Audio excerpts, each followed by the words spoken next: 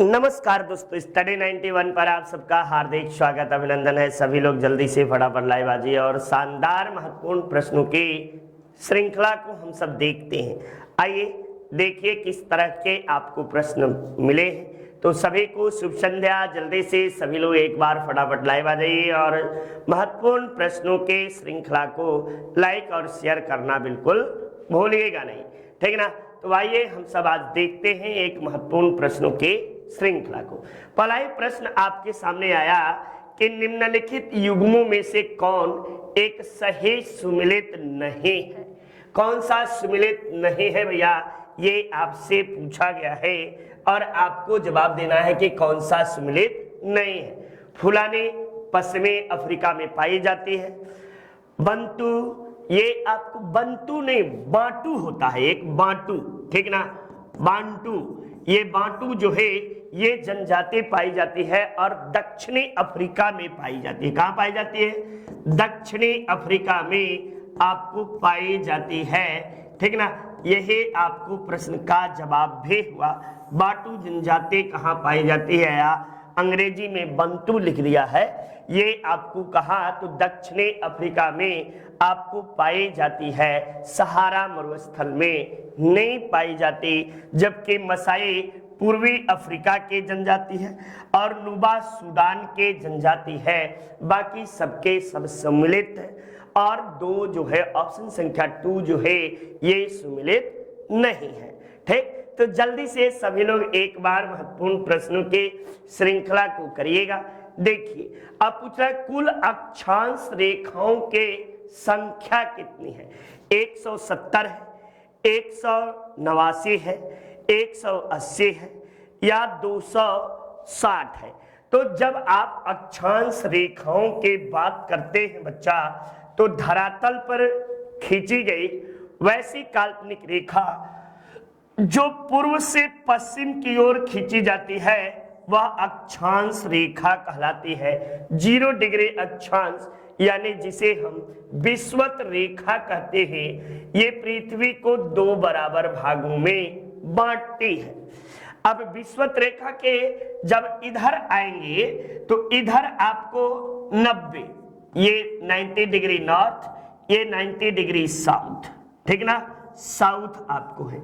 और इधर कितनी है तो 90 इधर अक्षांश रेखा है और 90 इधर अक्षांश रेखा है, प्लस एक ए हुआ, यानी 90 प्लस 90 प्लस ए बराबर 181 हुआ ना।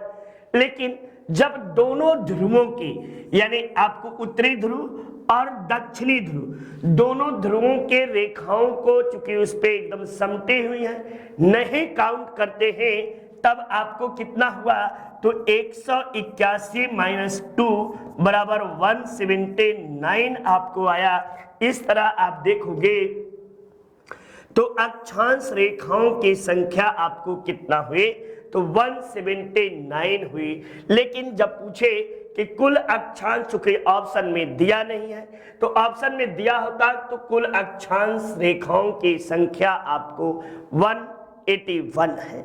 181 कुल अक्षांश रेखाओं की संख्या है, लेकिन ऑप्शन के अनुसार 179 आपको जवाब देना पड़ेगा। चूंकि दोनों ध्रुव उत्तरी ध्रुव और दक्षिणी ध्रुव के रेखाओं को काउंट नहीं किया है, ऐसी स्थिति में आपको फंसाने के लिए 81 न देकर 80 दिया है। आप गलती बिल्कुल मत करिएगा और यहाँ पर आपको 179 होगा, ठीक ना। ये जो है काल्पनिक रेखाएं अक्षांश रेखाएं कहते हैं। इसी तरह आप इधर भी जाएंगे, इधर भी जाएंगे, इधर भी जाएंगे, तो ये आपको जो है काल्पनिक रेखाएं हैं। चलिए नेक्स्ट हम सब अगले इसकी ओर चलते हैं। दक्षिणी अमेरिका का वह कौन सा देश है जहां से विषुवत रेखा और मकर रेखा दोनों गुजरती हैं? तो मैंने बताया था कि इक्वाडोर है, कि चिले है, कि ब्राजील है, कि अर्जेंटीना है। तो आप सब जवाब इसका दीजिएगा, महत्वपूर्ण प्रश्न है और बड़ा ही इंपॉर्टेंट है। तो ब्राजील दुनिया का एकमात्र ऐसा देश है जिससे 2 रेखाएं होकर गुजरती हैं। विषुवत रेखा और मकर रेखा और आपको मकर रेखा, दुनिया का एकमात्र देश, ठीक ना, दुनिया का एकमात्र देश जिससे दो रेखाएं होकर गुजरती हैं, दो रेखाएं होकर गुजरती हैं। और ब्राजील की और क्या क्या खासियत है, तो ब्राजील को सांपों का देश कहते हैं, सांपों का देश कहा जाता है। दुनिया की सबसे लंबी नदी अमेजन जो है ब्राजील में ही बहती है, ब्राजील में बहते हैं। दक्षिण अमेरिका का सबसे बड़ा शहर रियो डी जेनेरियो,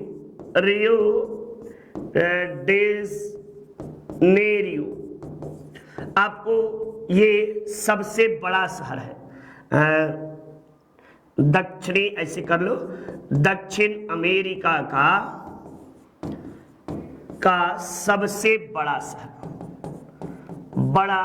शहर। साथ ही साथ दुनिया में ब्राजील कहवा उत्पादन में पहले स्थान पर है, कहवा उत्पादन में प्रथम स्थान पर है। ये बातें भी याद किए रहिए। इसके साथ साथ यहाँ एक बातें, जनसंख्या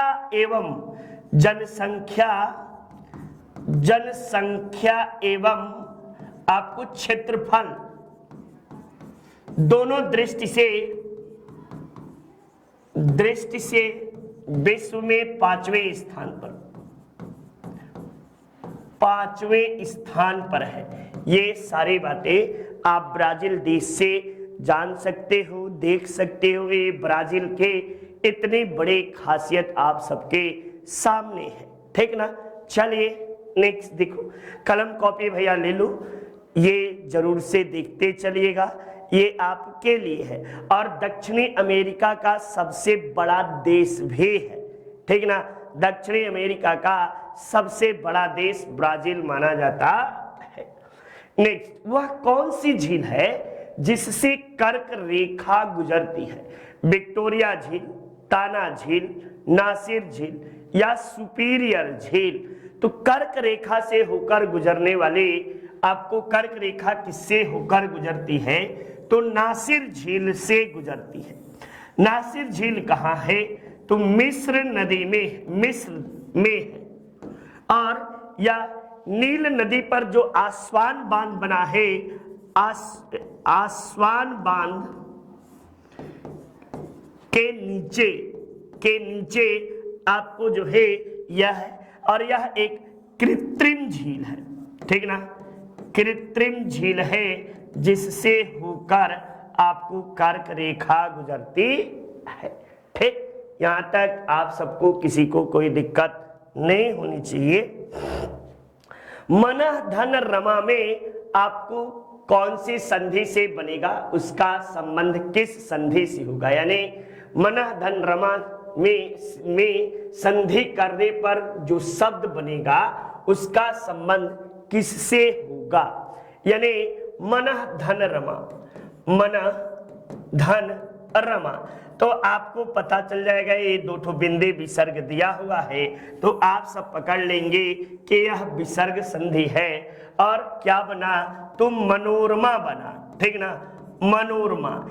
इसी तरह आप देखोगे यशः धन दा बराबर आपको यशोदा, सरह धन ज बराबर सरोज। ये सब आपको विसर्ग संधि के उदाहरण माने जाते हैं। ये सब आप सब कर सकते हो, बड़ा आसान है, बहुत इजी है। संधि आप सबको आनी चाहिए। स्वर संधि में स्वर का मिलन होता है, व्यंजन संधि में स्वर और व्यंजन का मिलन होता है। विसर्ग में पहला पद स्वर विसर्ग होना चाहिए, दूसरे पद में स्वर या व्यंजन कोई भी आए तो उसका विसर्ग हो जाता है। ये बातें आपको देखने को मिलेगी। किसका आविष्कार विल्हेम रॉन्टजन के द्वारा किया गया था? रेडियो का, एक्सरे मशीन का, बिजली का बल्ब का, या उपयुक्त जो है में से कोई नहीं। तब एक्सरे मशीन का आविष्कार जो है ये रोंटगन के द्वारा किया गया था और रोंटगन महोदय ने इसका आविष्कार 1895 ईस्वी में किए थे। विलियम रोंटगन कहाँ के थे? तो इंग्लैंड के रहने वाले थे। कहाँ के? इंग्लैंड के रहने वाले थे। लेकिन इसके विषय में विधिवत जानकारी जो है 1800 आपको 95 बच्चा 98 मैंने लिख दिया 1895 में, एक मिनट 1895 में और 1897 ईस्वी में एच.एल. स्मिथ ने इस मशीन को लोगों के सामने पहली बार प्रदर्शित किया, लोगों के सामने बताया। जबकि एक्सरे किरण का आविष्कार, एक्सरे का आविष्कार जो है वो रोंटगन के द्वारा किया गया था। ये वीडियो शानदार बुक आप सबके पास पहुंच रही होगी, आप सब पढ़ भी रहे होंगे, आपको चीजें मिल भी रही है, आप देख रहे होंगे कि कितने शानदार तरीके से। साथ ही साथ आपको इसके साथ एक फ्री टेस्ट मॉडल पेपर भेज दिया गया है जो बड़ा ही शानदार है।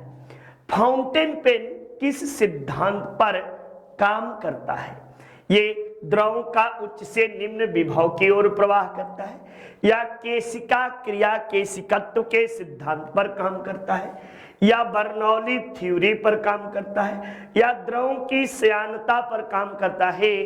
तब आप बताइएगा कि आपको जो है आपको इस प्रश्न के जवाब में केशिका क्रिया के सिद्धांत पर आपको कार्य करता है, ठीक ना।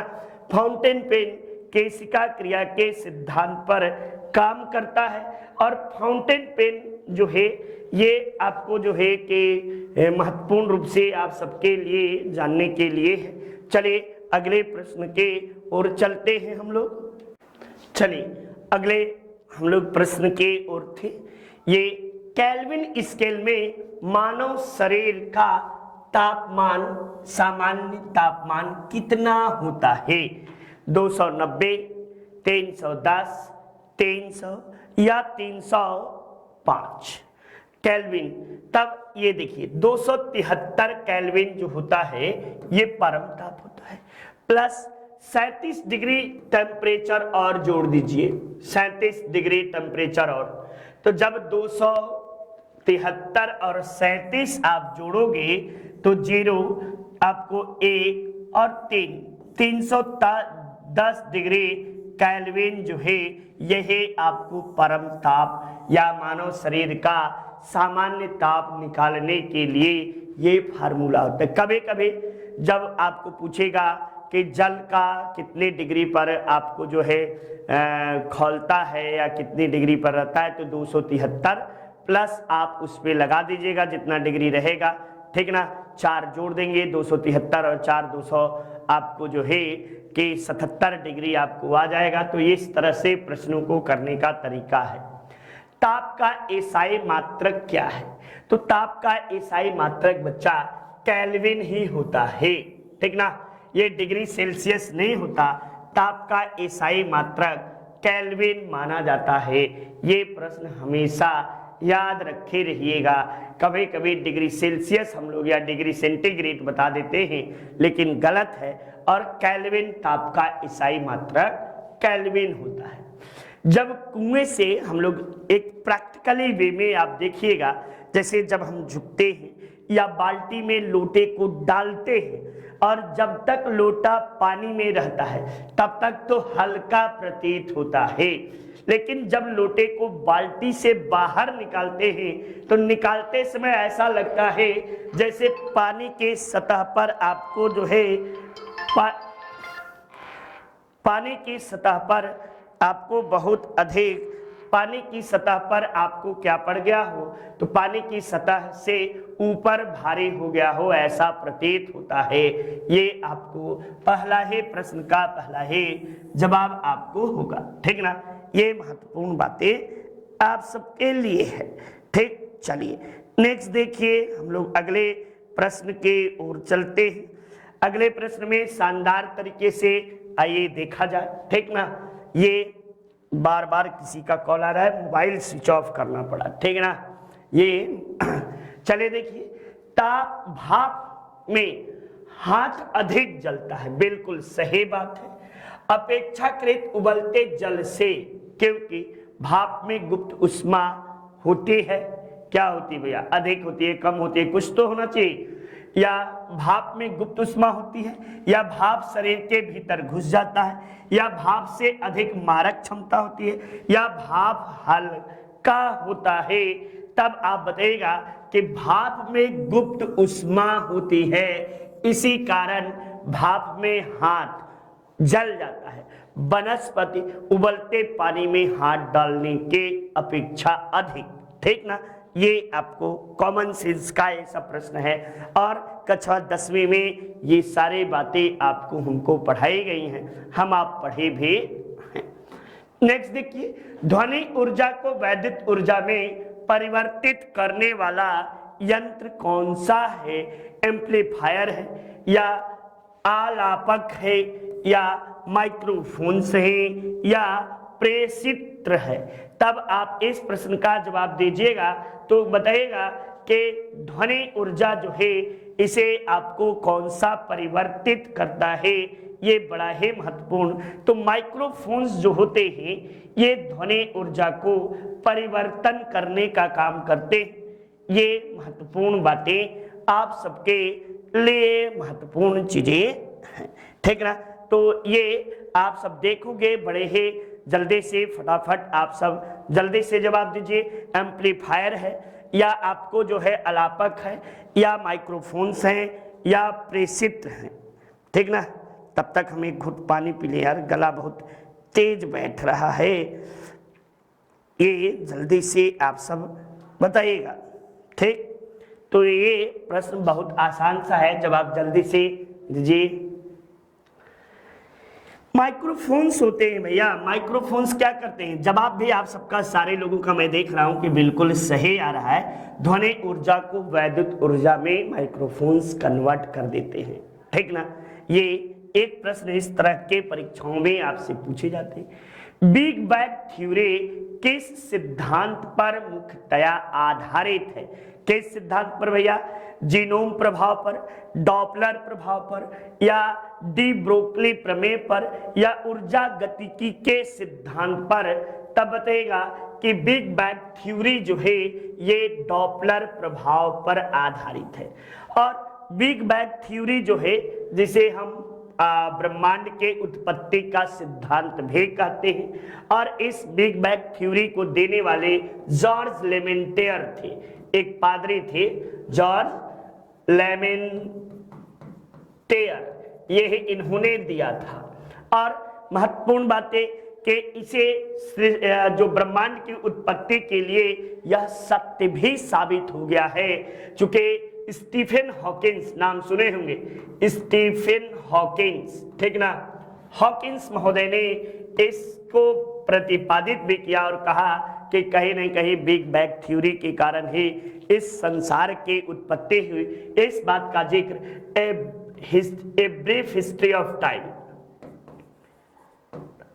ब्रीफ हिस्ट्री ऑफ टाइम में उन्होंने इस बात का जिक्र किया है, a brief history of time में। और एक चीज और बता दें, आइंस्टीन का नाम सुने होंगे। आइंस्टीन के सापेक्षता का सिद्धांत जो था, सापेक्षता का सिद्धांत इसी पर आधारित है, इसी पर आधारित है। ये बातें भी आप सब याद किए रहिए, ये चीजें जानते रहिए। E बराबर mc² जो है ये बिग बैंग थ्योरी पर ही आधारित है, ये नई चीजें। नेक्स्ट देखिए, हीरा चमकदार दिखाई देता है किसके कारण? परावर्तन के कारण, अपवर्तन के कारण, सामूहिक आंतरिक परावर्तन के कारण, या प्रकीर्णन के कारण? तब आप क्या जवाब देंगे? जल्दी से आपके जवाब की प्रतीक्षा में है। तो एकदम शानदार तरीके से आप सबका जवाब भी आना चालू हुआ। और सामूहिक आंतरिक परावर्तन के कारण ही जो है के हीरा चमकदार दिखाई देता है, ठीक ना। कहीं कहीं लिखा रहेगा पूर्ण आंतरिक परावर्तन के कारण हीरा चमकदार दिखाई देता है। ये बातें आपको लिखी हुई मिलेगी। नेक्स्ट देखिए, निकट दृष्टि दोष दूर करने के लिए निम्न में से कौन सा लेंस उपयोग में लाया जाता है। ये निकट दृष्टि दोष को दूर करने के लिए कौन सा लेंस लाया जाता है। तो एक ट्रिक याद कर लेना बच्चा, नाडू, ठीक ना।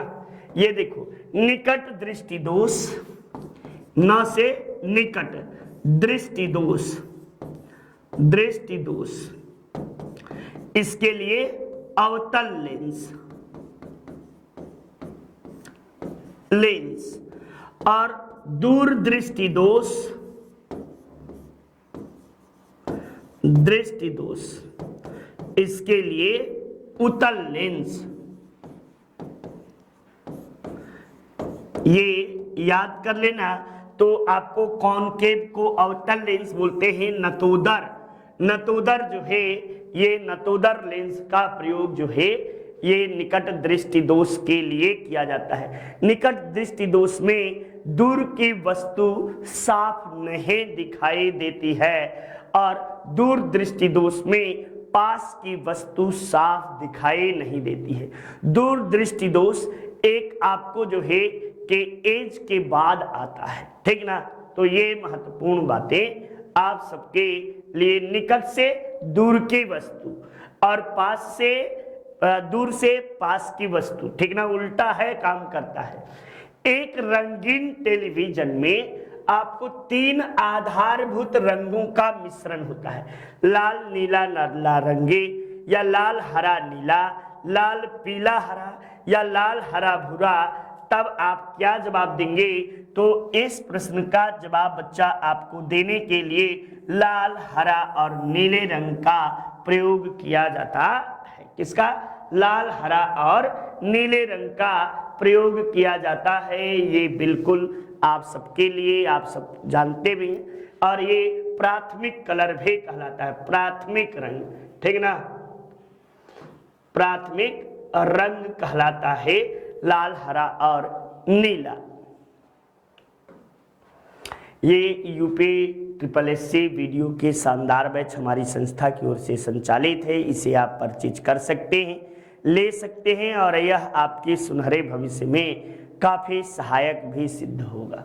साथ ही साथ हमारी संस्था की ओर से सुपर टेट के भी बैच जबरदस्त तरीके से संचालित है, इसे भी आप परचेज कर सकते हैं और ये आपके लिए फायदेमंद भी होगा। कृष्णा अर्जुन में कौन सा समास है? ये आपको जो है बहुब्रीहि है, बहुब्रीहि समास है, या आपको जो है बहुब्रीहि समास है, या आपको द्वंद्व समास है, या द्विगु है, या तत्पुरुष समास है। तब बताइएगा आपको द्वंद्व समास है। परस्पर द्वंद्व, द्वंद्व दो तरह के, एक इतरेतर द्वंद्व, एक परस्पर द्वंद्व। तो कृष्ण और अर्जुन, कृष्ण और अर्जुन, जैसे भाई बहन, भाई बहन में भी कौन सा समास होगा?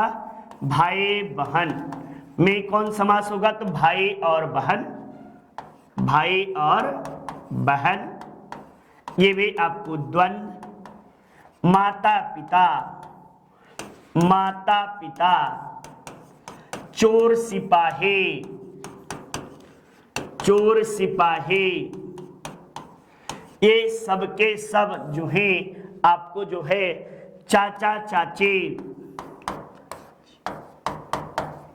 ठीक ना, ये सब आपको क्या होगा? तो द्वंद्व समास आपको आएगा। ठीक, चलिए नेक्स्ट देखिए। जिस समास के दोनों पद अप्रधान होते हैं वहां पर कौन सा समास होता है? द्विगु, द्वंद्व, तत्पुरुष या बहुब्रीहि?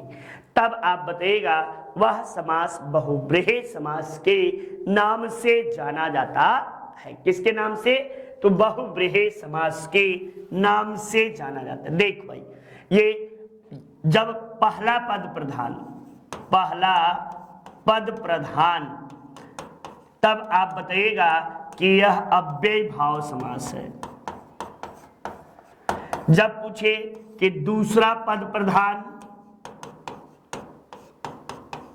प्रधान तब बताइएगा कि यह तत्पुरुष समास है। जब पूछे कि दोनों पद प्रधान तब कहिएगा द्वंद्व है। जब दोनों पदों को छोड़कर तीसरा पद, दोनों पदों को छोड़कर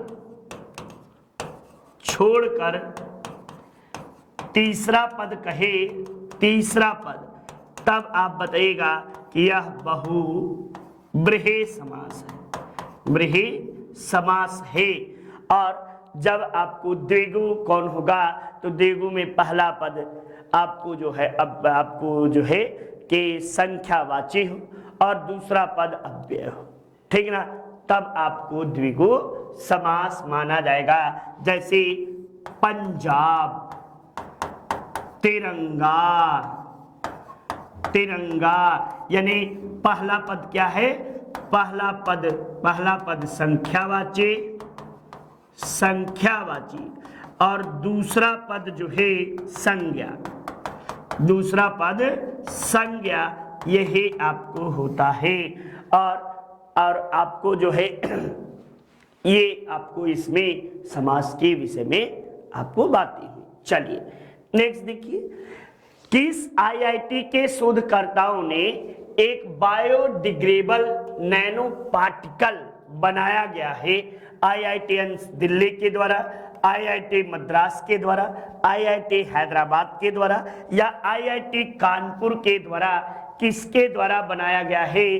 तब बताइएगा कि आईआईटी कानपुर के द्वारा आपको बायोडिग्रेडेबल नैनो पार्टिकल का निर्माण किया गया है। किसका? बायोडिग्रेडेबल नैनो पार्टिकल का निर्माण आपको किया गया है। नेक्स्ट चलिए अगले प्रश्न की ओर चलते हैं। सौर ईंधन का उपयोग करने वाले पहली एयरलाइंस कंपनी कौन है? Korean airlines, Swiss airlines, Indian airlines या जापानीज एयरलाइंस?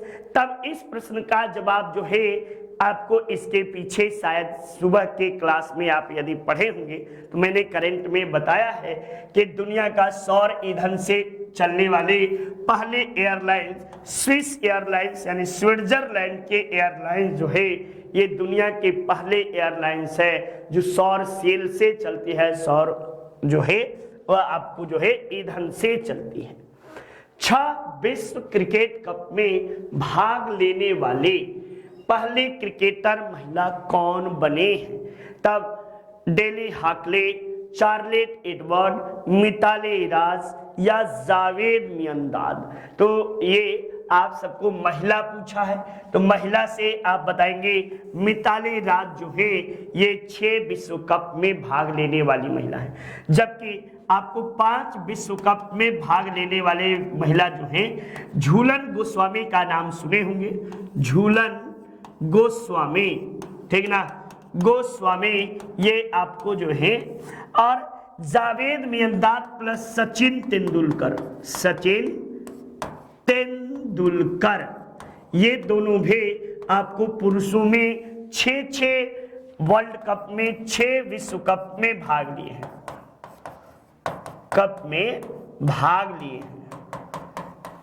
लिए हैं। ये बातें याद रखे रहिएगा, ये चीजें भी आपको याद होनी चाहिए।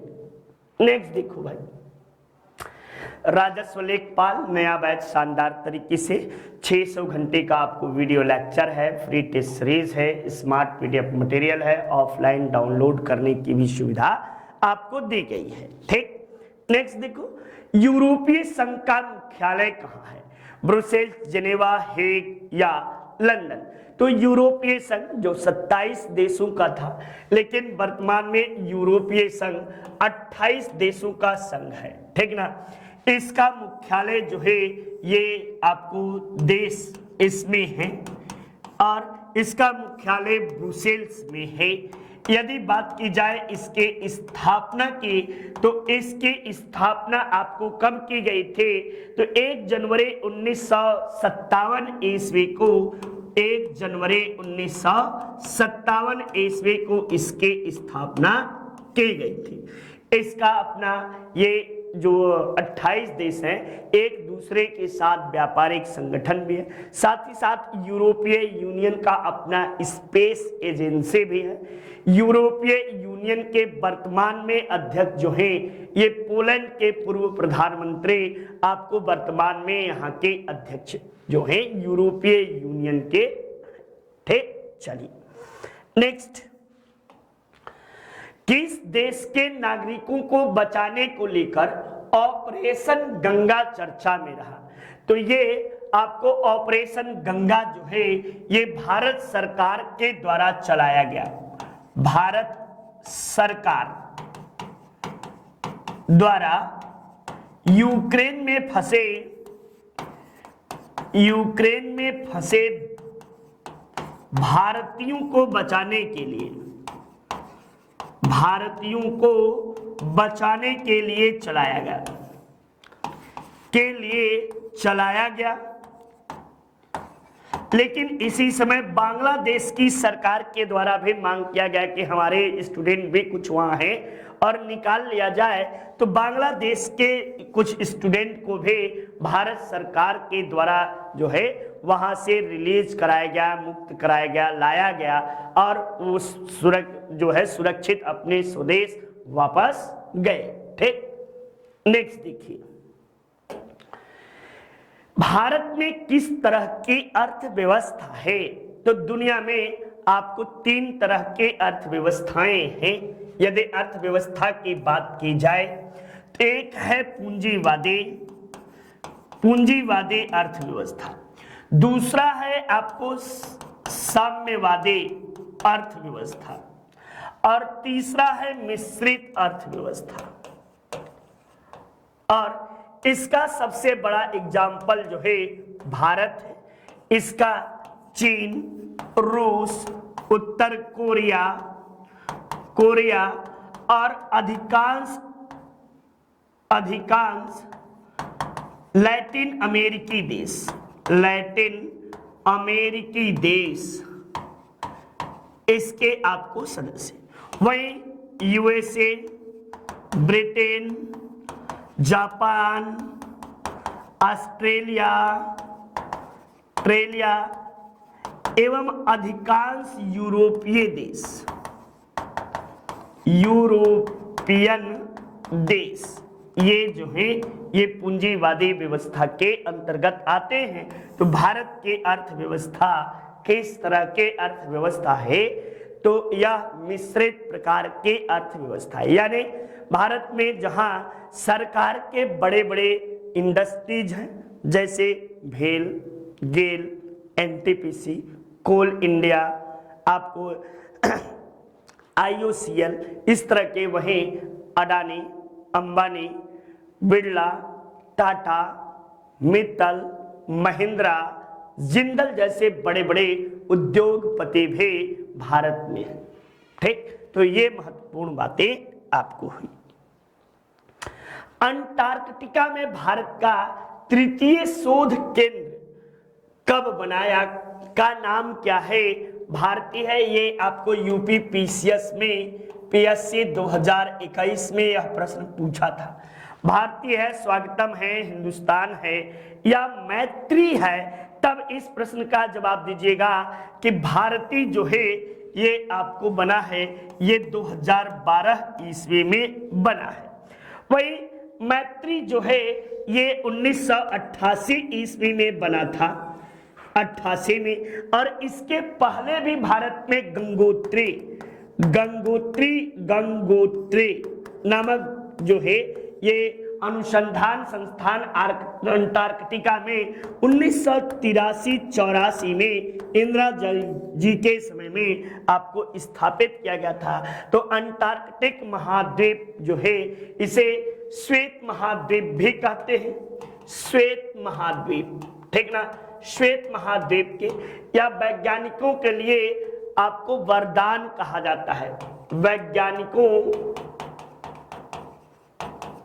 के लिए वरदान द्वीप कहा जाता है। तो यहां पर भारती जो है सबसे भारत का आधुनिकतम, भारत के द्वारा अब तक 3, ये पहला था, ये दूसरा था और ये आपको तीसरा है। 3 भारत के द्वारा भी अंटार्कटिका में शोध संस्थान स्थापित किया गया है। नेक्स्ट, भारत में नारी आंदोलन किनकी प्रेरणा से प्रारंभ हुआ? Padma by Ranade, Annie Besant, Sarojini Naidu या ज्योतिबा फुले? तो भारत में नारी आंदोलन के प्रेरणा के स्रोत कौन थे? तो ज्योतिबा फुले जी को जाना जाता है। ज्योतिबा फुले ये जाति से माली थे और महाराष्ट्र के रहने वाले थे। इनके द्वारा ही सत्य शोधक समाज की स्थापना की गई थी। सत्य शोधक समाज ये स्थापित किए थे। कब किए थे? तो 24 सितंबर 1873 ईस्वी को इनके द्वारा सत्य शोधक। साथ ही साथ इन्होंने गुलामगिरी नामक ग्रंथ की भी नामक पुस्तक भी लिखा था। ग्रंथ इनके द्वारा लिखा गया। इन्होंने ब्राह्मणों का जबरदस्त विरोध किया। ब्राह्मणों का विरोधी थे और निम्न वर्ग के लोगों के उत्थान में भारतीय स्वतंत्रता संग्राम के समय इनका अभूतपूर्व योगदान रहा। ये इन्हें आपको महात्मा शब्द के नाम से भी संबोधित किया गया है, महात्मा ज्योतिबा फुले को। ठीक, ये एनटीए नेट जबरदस्त हमारी संस्था की ओर से पढ़ाया गया है, इसे आप परचेज कर सकते हैं। और ये आपके सुनहरे भविष्य के लिए वैसे लोग जो कि स्नातक परास्नातक कर लिए हैं किसी विषय से या कर रहे हो, तो उन लोगों के लिए भी ये जो नेट का क्वालिफाई करना चाहते हैं वैसे विद्यार्थियों के लिए फर्स्ट पेपर थोड़ा सा मुश्किल होता है और इस फर्स्ट पेपर को आसान करने के लिए हमारी संस्था ने आप सबके लिए एक शानदार सुनहरा कोर्स लेकर आई है जो कि आपके भविष्य में काफी लाभदायक सिद्ध होगा। नेक्स्ट, 38वीं समानांतर रेखा। ये 38वीं समानांतर रेखा जो है किन देशों के बीच है? तो आपको उत्तर कोरिया और दक्षिण कोरिया के बीच है। जबकि 49वीं समानांतर रेखा ये आपको किसके बीच है? तब बताएगा कि ये समानांतर रेखा आपको यूएसए और कनाडा के बीच है। वहीं भारत और पाकिस्तान के बीच और पाकिस्तान के बीच भी है। तो भारत और पाकिस्तान के बीच 17वीं समानांतर आपको रेखा है। ठीक ना? तो ये सभी काल्पनिक रेखाएं हैं जो एक देश को दूसरे देश से अलग करते हैं या सीमा का निर्धारण आपको इन्हीं रेखाओं के द्वारा किया गया है। ठीक, नेक्स्ट, आर्द्रता किस उपकरण में से मापी जाती है? तब हाइड्रोमीटर से, हाइग्रोमीटर से, पायरोमीटर से या लैक्टोमीटर से? तो यहाँ पे हाइड्रोमीटर से हम लोग क्या मापते हैं बच्चा? तो हाइड्रोमीटर के द्वारा हम लोग जो है द्रव के घनत्व को मापा जाता है। द्रव के घनत्व को मापने के लिए काम किया जाता है। जबकि आपको आर्द्रता के मापने के लिए किसका काम किया जाता है? तो हाइग्रोमीटर का। और पायरोमीटर का उपयोग किसके लिए किया जाता है? तो विकिरण को माप कर आपको जो है कि तापमान के निर्धारण करने के लिए पायरोमीटर का उपयोग किया जाता है। और लैक्टोमीटर के द्वारा दूध के घनत्व को लैक्टोमीटर के द्वारा मापा जाता है। ये बातें आप सब याद रखे रहिए, जानते रहिए। दाब की इकाई क्या है? न्यूटन प्रति वर्ग मीटर, न्यूटन मीटर, न्यूटन या न्यूटन प्रति मीटर दाब की इकाई आपको क्या मानी जाती है? तब बताएगा न्यूटन प्रति वर्ग मीटर जो होती है ये दाब की इकाई मानी जाती है। ठीक है ना, दाब की इकाई न्यूटन प्रति वर्ग मीटर। ये आप सब अपने मन मस्तिष्क में बैठा लीजिए कि गलतियां इस तरह के प्रश्नों को नहीं दोहरानी है, ना करनी है। स्वराज दल की स्थापना किस आंदोलन की असफलता के बाद हुआ? तो स्वराज पार्टी के स्थापना की बात की जाए तो इसकी स्थापना 1923 ईस्वी में हुई थी। ठीक ना, स्वराज पार्टी के स्थापना और किसने किया था? तो मोतीलाल नेहरू और CR दास के द्वारा किया गया था। ये आपको अध्यक्ष थे और ये महासचिव थे। ठीक ना, दोनों ने मिलकर कहाँ किया था? तो इलाहाबाद, वर्तमान में प्रयागराज में इसके स्थापना किया गया था। ये किसके? तो असहयोग आंदोलन के परिणाम स्वरूप, चूंकि असहयोग आंदोलन के समयावधि कब है? 1920 ईस्वी में असहयोग आंदोलन चला और आपको जो है 12 फरवरी 1922 ईस्वी को बंद हो गया। बंद किस लिए बंद हुआ था? तो 5 फरवरी 1922 को चौरी चौरा हत्याकांड हुआ। उसी हत्याकांड के बाद गांधी जी के द्वारा जो है कि आंदोलन को वापस ले लिया जाता है और हिमालय जैसी महान भूल बतलाई जाती है। तो ये बातें थी। रडार का आविष्कार किसने किया? तो रॉबर्ट वाटसन ने, फ्लेमिंग ने, ब्रूसवाल ने या ऑस्टिमन ने? तो रॉबर्ट वाटसन के द्वारा आपको रडार का आविष्कार किया जाता है। ठीक ना, रॉबर्ट वाटसन ये रडार के आविष्कारक माने जाते हैं। नेक्स्ट देखिए, यूपी पुलिस आपके द्वारा जबरदस्त तरीके से 500 से अधिक वीडियो लेक्चर है, ई नोटबुक है, आपको टेस्ट सीरीज प्लस क्विज भी है। जल्दी से फटाफट 77737734525 पर आप संपर्क कर सकते। ठीक, नेक्स्ट, वह कौन सा कांग्रेस अध्यक्ष था जिसने क्रिप्स मिशन एवं लॉर्ड वेवेल योजनाओं दोनों में वार्ता किया था? तो अबुल कलाम आजाद थे, जवाहरलाल नेहरू थे, जीवी कृपलानी थे या चक्रवर्ती राजगोपालाचारी थे? तब देगा अबुल कलाम आजाद थे। अबुल कलाम आजाद कैसे थे? तो ये 1940 से लेकर 1946 ईस्वी तक ये भारतीय राष्ट्रीय कांग्रेस के अध्यक्ष रहते हैं, यानी 6 वर्षों तक ये कांग्रेस के अध्यक्ष रहे, अध्यक्ष के पद पर रहे। ठीक ना, तो इस तरह से जब देखा जाए क्रिप्स मिशन कब आया था? तो 1942 ईस्वी में। आपको लॉर्ड वेवेल योजना कब? तो 1945 ईस्वी में वेवेल योजना, और 40 से 46 तक अध्यक्ष के रूप में रहे। तो इस तरह आप सबने देखा कि दोनों के समय में मुख्य वार्ताकार की भूमिका में आपको अबुल कलाम आजाद ही थे। साथ ही साथ स्वतंत्र भारत के ये प्रथम शिक्षा मंत्री थे। स्वतंत्र भारत के प्रथम शिक्षा मंत्री, ठीक ना, शिक्षा मंत्री भी आपको बने थे। ये बातें भी याद रखे रहिएगा। नेक्स्ट, कबीर, सूर, तुलसी, ये सब के सब आपको भक्ति काल के कवि माने जाते हैं। जैसे आप देखोगे तो आदिकाल में कई विद्वान हैं।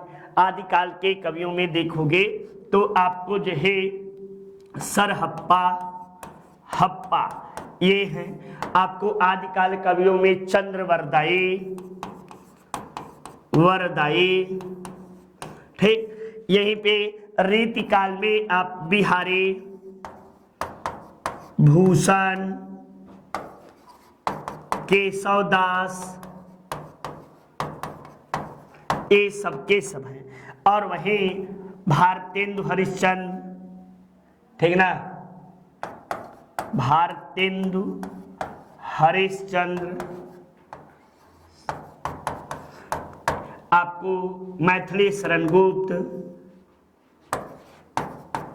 मैथिली शरण गुप्त, पंत प्रसाद निराला, महादेवी वर्मा, सबके सब ये आधुनिक कवि माने जाते हैं। प्रेमचंद्र के अधूरे उपन्यास का नाम क्या है?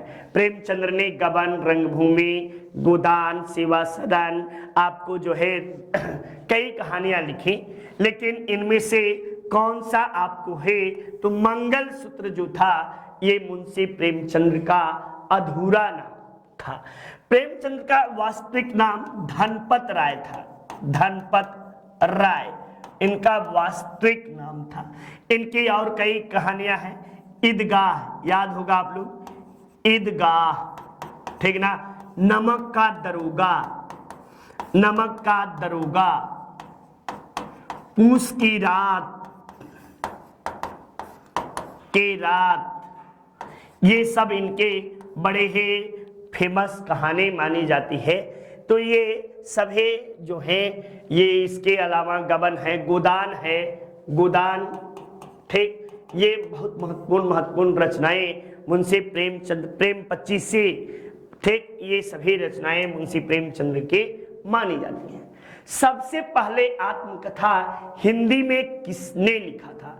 श्याम सुंदर दास ने, महावीर प्रसाद द्विवेदी ने, राधा कृष्णन ने, या जवाहरलाल नेहरू के द्वारा सबसे पहले हिंदी में आत्मकथा किसने लिखा था? ये प्रश्न का जवाब तो आपको श्याम सुंदर दास बाबू के द्वारा पहली बार हिंदी में पहले आत्मकथा श्याम सुंदर दास जी के द्वारा लिखा गया। नेक्स्ट, अधिक से अधिक समय तक शासन करने वाला मुगल शासक कौन था? बाबर। तो ये आप देख सकते हैं बाबर का शासनकाल बहुत लंबा नहीं है। यदि देखा जाए तो 1526 से लेकर 1530 ईस्वी तक इसका शासन रहा। यदि बात किया जाए हुमायूं, तो हुमायूं का शासन 2 कालखंडों में विभाजित रहा। एक आपको 1530 से 1540 तक और दूसरा 1555 से 56 तक। वहीं शाहजहां का शासनकाल देखा जाए तो 1627 से लेकर 1658 ईस्वी तक इसका शासनकाल देखने को मिलता है। औरंगजेब का देखा जाए तो 1658 से लेकर 1707 ईस्वी तक मिलता है। यानी सबसे लंबे समय तक औरंगजेब का ही शासनकाल, लगभग 49 वर्षों तक औरंगजेब ने शासन किया। ठीक, ये महत्वपूर्ण 49 ईयर्स वर्षों तक औरंगजेब का शासन रहा। नेक्स्ट, निम्नलिखित में से कौन वर्ल्ड वाइड वेब यानी WW का आविष्कारक है? एडवर्ड, आपको जो है केसर, बिल गेट्स, टिम बर्नर्स-ली या विनोद धाम? तो टिम बर्नर्स-ली के द्वारा आपको जो है ये WWW का आविष्कार किया जाता है। ठीक, चलिए नेक्स्ट हम सब अगले प्रश्न के और चलते हैं। ये नितिन सर के द्वारा हैंड रिटेन नोट्स है, शानदार तरीके से लिखा गया है, आप इसे परचेज कर सकते हैं और आपके सुनहरे भविष्य के लिए ये काफी लाभदायक भी सिद्ध होगा। ठीक ना, तो आप इसे जरूर परचेज करिए, आपके भविष्य के लिए काफी फायदेमंद है। सूची 1 को सूची 2 से मिलान करने की बात कही गई है।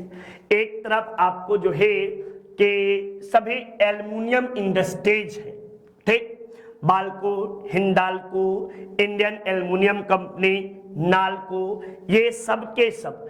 तो हिंडाल्को जो है ये कहाँ है? रेणुकूट में आपको हिंडाल्को है। और बाल्को की बात की जाए कि बाल्को आपको कहाँ है, तब बाल्को आपको जो है ये कोरबा, कोरबा कहाँ है? तो छत्तीसगढ़ में, आपको छत्तीसगढ़ में कोरबा है। हिंडाल्को कहाँ है? ये रेणुकूट कहाँ है? तो यूपी सोनभद्र जिले में आपको है। वही आपको बात किया जाए इंडियन एल्युमिनियम कंपनी, तो ये हीराकुंड में है। ठीक, और नालको कहाँ है तो कोरापुट में है। तो इस तरह से पहले का दूसरा, दूसरे का चौथा, तीसरे का पहला और पहले का चौथे का तीसरा, 2 4 1 3 2 4 1 3 2 4 1 3। ऑप्शन संख्या 2 इज योर राइट आंसर बच्चा होगा। 2 बिल्कुल आपका सही जवाब माना जाएगा। विश्व की सबसे बड़ी प्रवाल भित्ति, प्रवाल भित्ति का मतलब समझते होंगे आप सब, यानी इसे ही हिंदी में कहिए तो मूंगा द्वीप भी बोलते हैं। मूंगा द्वीप के नाम से भी जाना जाता है। ये प्रवाल भित्ति जो होता है एक कैल्शियम कार्बोनेट का बना होता है। कैल्शियम नहीं, कैल्शियम कार्बोनेट नेट का बना होता है। ये सिलिंड्रेटा प्रकार के, सिलिंड्रेटा प्रकार के जीव के द्वारा इसका निर्माण होता है। और ये कहाँ है तो ऑस्ट्रेलिया में है। ग्रेट बैरियर रीफ नाम सुने होंगे, ये एक भारत विश्व के सबसे बड़े प्रवाल भित्ति है। ग्रेट बैरियर रीफ ये दुनिया के सबसे बड़े प्रवाल भित्ति है।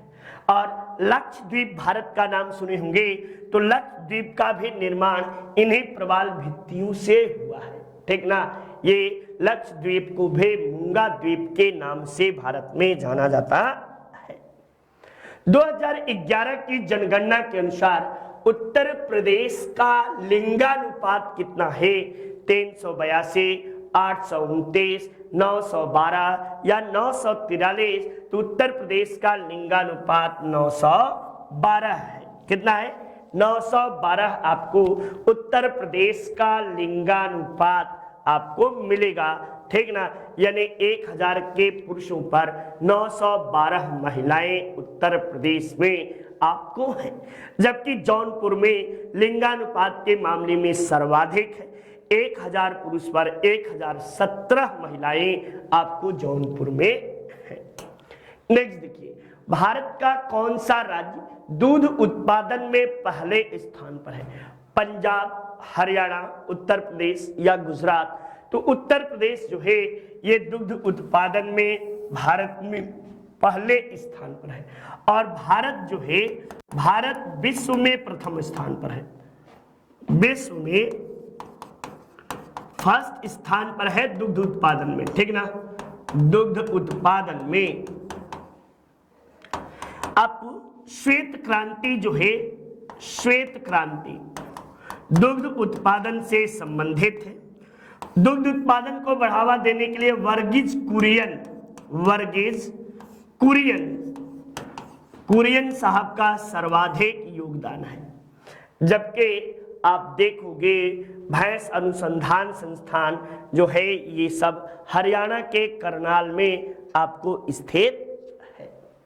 नेक्स्ट, ये वीडियो शानदार तरीके से बुक लिखी गई है और आप सबके सुनहरे भविष्य के लिए काफी लाभदायक, फायदेमंद भी है और आप इसे परचेज कर सकते हैं। आपको इसका काफी बेनिफिट भी मिलेगा।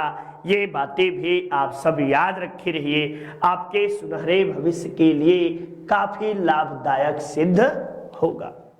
चलिए नेक्स्ट अगली बातों की ओर चलते हैं। ये रहा, निम्न में से किसका पीएच मान 7 होता है? तो वैसा विलयन जो उदासीन होता है वह आपको क्या होता है? 7 होता है। क्षारीय कौन होता है? तो 7 से अधिक क्षारीय होता है। और अम्लीय कौन होता है? तो 7 से कम जो होता है वह आपको क्या होता है? अम्लीय होता है। इसीलिए खून, ब्लड जो है यह एक क्षारीय विलयन है। क्योंकि इसका ब्लड का रक्त जो है, रक्त का मान 7.4 होता है और ये आपको क्या है? क्षारीय विलयन है। नेक्स्ट, 1929 ईस्वी में खुदाई खिदमतगार को किसने संगठित किया था? तो अब्दुल गफार खान या अली बंधु, अंसारी बंधु या मौलाना अबुल कलाम आजाद? तब जवाब दीजिएगा अब्दुल गफार खान के द्वारा किया गया था। इन्हें सीमांत, ठीक ना, सीमांत गांधी भी कहते हैं या इन्हें फ्रंटियर गांधी,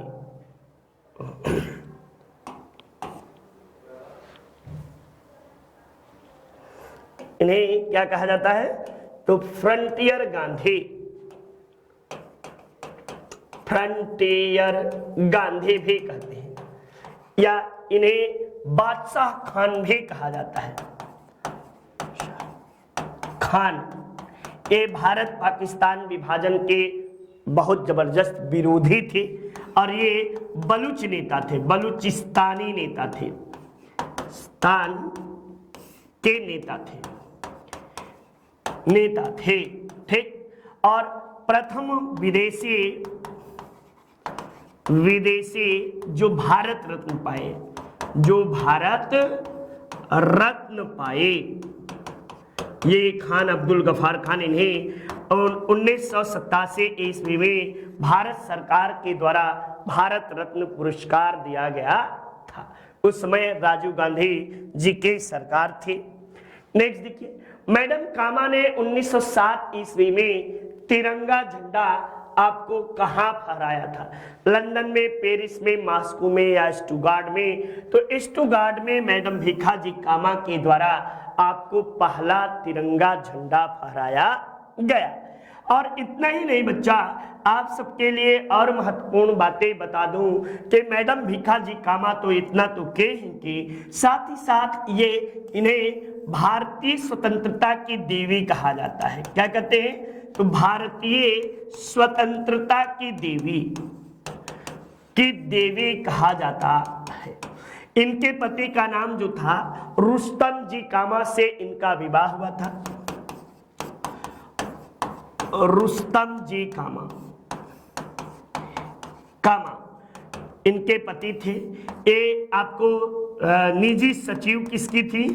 निजी सचिव तो दादा भाई नौरोजी के, दादा भाई नौरोजी की निजी सचिव थी। साथ साथ ही इन्होंने संपादन किया था, संपादन तो वंदे मातरम पत्रिका का, वंदे मातरम पत्रिका का। और कहां से? तो पेरिस से इन्होंने वंदे मातरम पत्रिका का संपादन भी मैडम भीखाजी कामा द्वारा किया गया था। स्थायी बंदोबस्त किसके साथ किया गया था? तब बताएगा कि स्थायी बंदोबस्त जो था ये जमींदारों के साथ किया गया था। स्थायी बंदोबस्त 1793 ईस्वी में यह लागू हुआ। किसके द्वारा? तो लॉर्ड कॉर्नवालिस के द्वारा, कॉर्नवालिस के द्वारा। और इसे विश्वादारी व्यवस्था, जमींदारी व्यवस्था, इसे इस्तमरारी व्यवस्था, कई नामों से हम इसे जानते हैं। साथ साथ ही ये आपको जो है कि इस व्यवस्था को कहां कहां लागू किया गया था? तो बंगाल, बिहार, उड़ीसा और उत्तर प्रदेश का वाराणसी क्षेत्र में आपको इसे लागू किया गया था। ये महत्वपूर्ण बातें हुई। साथ साथ ही ये आपको 19% भूभाग पर यह लागू था। इसमें 1/11वां भाग जो था ये जमींदारों को, दारों को, और 10/11वां भाग जो था ये पूरा अंग्रेजों को प्राप्त होता था। ये बातें थी। यहीं पे किसानों के साथ कौन सी व्यवस्था? तो रैयतवाड़ी। और ये ग्राम समुदायों के साथ महलवाड़ी व्यवस्था जो थे या महालवाड़ी व्यवस्था, ये आपको किसके साथ? तो ग्राम समुदायों के साथ महलवाड़ी व्यवस्था। अंग्रेजों के द्वारा ये 3 प्रकार के राजस्व वसूली के तरीके थे: जमींदारी व्यवस्था, महलवाड़ी व्यवस्था और रैयतवाड़ी व्यवस्था। ठीक, चलिए, ये इस तरह से महत्वपूर्ण प्रश्नों के श्रृंखला हुए समाप्त हुआ। आप सबका दिन मंगलमय हो, इन्हीं कामनाओं के साथ जय हिंद, जय भारत, शुभ संध्या। आप सब खूब मन लगा के पढ़िए और जबरदस्त तरीके से पढ़िए कि सफलता आपसे कहीं दूर न जा सके। ठीक, तो चलते हैं, मिलते हैं अगली क्लास में। जय हिंद, जय भारत।